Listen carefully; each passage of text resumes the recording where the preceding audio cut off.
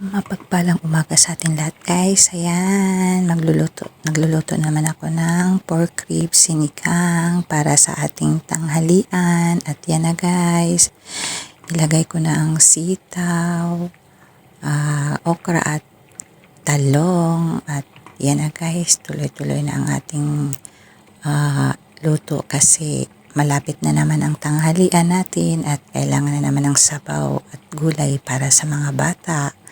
At yan na siya guys, kumukulo na at konting tiis na lang, ilagay na natin ang ating sinigang mix.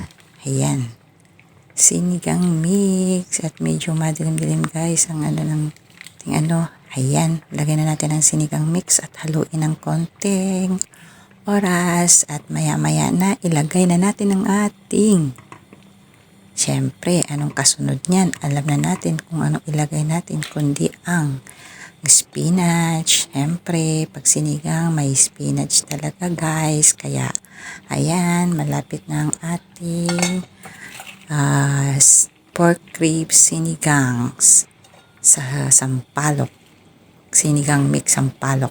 Ayan, halu-haluin lang natin saglit guys at oras na para matapos ang ating pork ribs sinigang. Masarap na, humigop ng mainit na naman na sabaw at na may gulay. Kaya ayan na guys, haluin na natin para ay maluto din ang spinach. Kaya yan guys, ito na naman ang ating videos ngayon, ulam para sa tanghalian, pork ribs sinigang na mainit ang sabaw. Kaya ready na for eating mga kalangga, mga ka-GSM Vlog.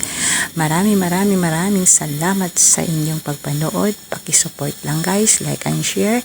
Thanks for watching talaga guys sa aking mga videos at saka reels. Thank you so much sa buong suporta. God bless us all.